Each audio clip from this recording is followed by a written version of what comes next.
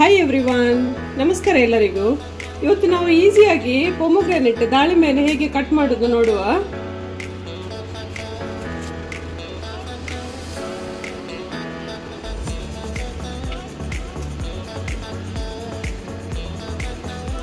Just ಈ ತರ ಒಂದು ಲೈನ್ ಹೀಗೆ ಹಾಕಿ, ತುಂಬಾ ಕಟ್ ಮಾಡ್ಲಿಕ್ಕೆ ಹೋಗಬೇಡಿ, ಇಲ್ಲಾಂದ್ರೆ ಅದರದ್ದು ಸೀಡ್ಸ್ ಕೂಡ ಕಟ್ ಆಗಿ ಅದರದ್ದು ನೀರೆಲ್ಲ ಹೊರಗೆ ಬರ್ತದೆ.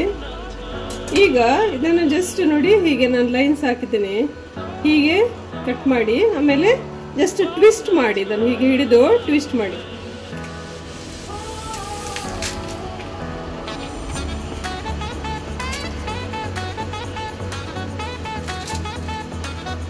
ನೋಡಿ, ಹೀಗೆ ನಾವು ಈಸಿಯಾಗಿ ಪೊಮೊಗ್ರಾನೇಟ್ ಅನ್ನು ಈ ಸೀಡ್ಸ್ ಎಲ್ಲ ಕಟ್ ಆಗದೆ ಈಸಿಯಾಗಿ ಕಟ್ ಮಾಡ್ಬೋದು.